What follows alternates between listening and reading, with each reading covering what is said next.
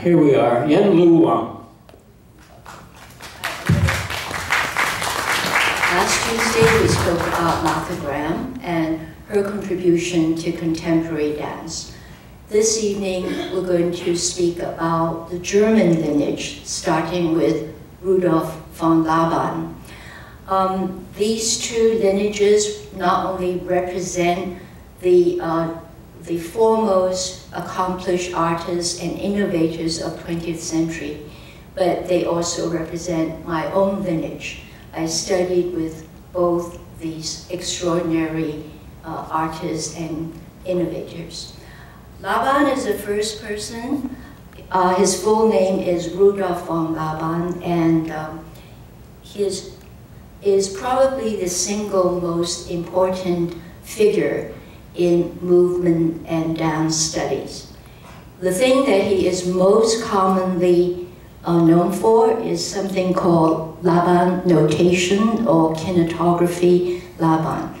I'm going to show a very short excerpt, 1.5 minutes, that kind of give a summary of the multi-dimensions that he is known for. It's in Portuguese. His work is very widespread throughout South America as well as Europe.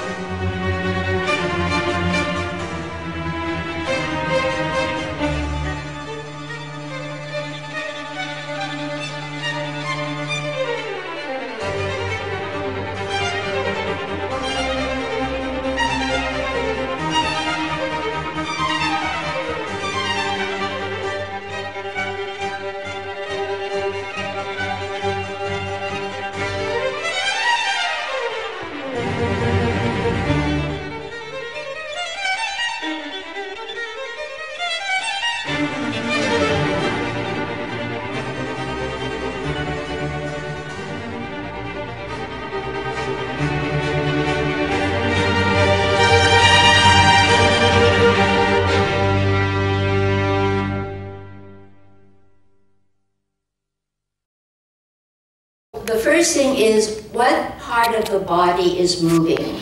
The arm, the leg, the head. The second part of the Laban work is what is the body doing in space?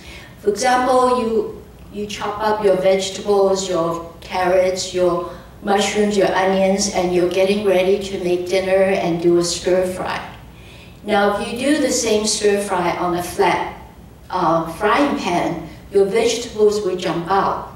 You're not going to have much of a dinner, and you have the counter to clean up.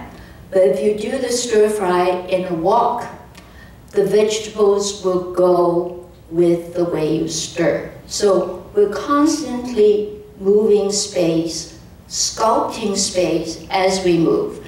Similarly, if you are going to make dollar pancakes for breakfast, you want to do it on a flat frying pan.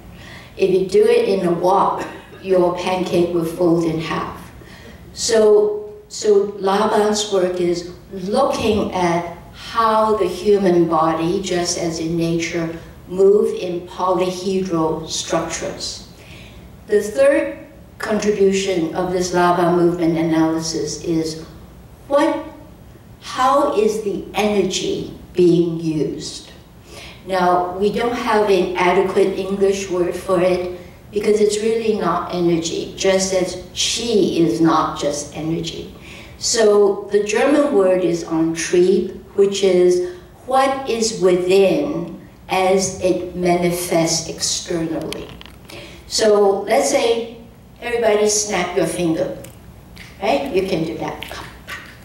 But in order to do that, how do we describe it? First of all, your two fingers have to meet. So there's a spatial dimension to it. You can't snap your finger this way. And it has to be with a little force in order to get that cracking sound. And so the third, it has to be quick, click. So let's do it again. All right, so now you can see the differentiation in the energy used in a simple gesture like that. If you do it without force, there's no sound. If you do not do it spatially by coming together, you won't have a snap. So that's another dimension of the Laban analysis and movement. That's why you can watch someone and see, first of all, there's something wrong with that hip, the way the weight is adjusting. Or when you are withdrawn and you cannot see the energy coming out. So all three of these elements are present every time we move. That's the contribution, and to this day it's being applied in physiology, in architecture, in games. You know, where would animation be without movement analysis? Another contribution Laban gave to the world was what he called movement choir. Being able to notate movement, which may just be a very simple phrase, like moving forward, moving backward, moving to the side, and standing still. So in Germany, there are guilds, you know, the leather worker guild, the bakery guild, and they would come together after work in their gymnasium. Very often they would take these very simple scores and hundreds of them would move together. And very soon, different towns with their different guilds would move together. When Hitler was planning his Olympics, he wanted the opening to be this glorious celebration of the super race. And he sort of saw this as a giant movement choir. And of course, Laban was the person to choreograph it. But Laban felt, first of all, he could not betray his conscience and support Hitler. And secondly, he was actually afraid of his life. So as a result, he escaped and settled in Great Britain, where he became a very important figure in dance and movement education in Great Britain. Following Laban, in the next generation is Kurt Jooss, J-O-O-S-S. Kurt Jooss, like Laban, had to leave Germany, and he settled briefly in Great Britain. There in Great Britain, he choreographed one of the most astounding anti-war piece called The Green Table. I'm just going to show a few slides. You can go on the web, and there are many excerpts of The Green Table that you just Google. But Green Table continued to be in the repertory of many ballet companies. When the Joffrey was still alive, that was one of their most bestseller. Every time they perform it, it would get a full house. So let me just show you just a few slides. So it started with the negotiation table. Doesn't that sound like Iraq? Then this is the figure of death. Death and the mother. And then death with all the different factors that negotiated at this desk with only their death mask at the end. Kurt Jooss, I have the good fortune of studying with him. In 1976, I was on the faculty at UCSD, and he was a guest artist at UC Santa Barbara. Jooss went back from England to Germany and revived a German school called the Folkwang Hochschule in Essen. There, this school is multi-arts, painting, singing, dancing, theater. There he began to revive the German tradition, the German dance, of which there was a phenomenal student, and her name was Pina Bausch. So you can see Pina with Kurt Jooss. The one in the middle, the female, is Pina, and they're discussing the Green Table, which she also performed in. And that's Pina and Kurt Jooss. I want to say a few words about Laban's lineage in the US. One of Kurt Jooss' colleagues, Irmgard Batinev, took the last boat out of Germany and landed in New York. And she contributed first in the treatment of polio.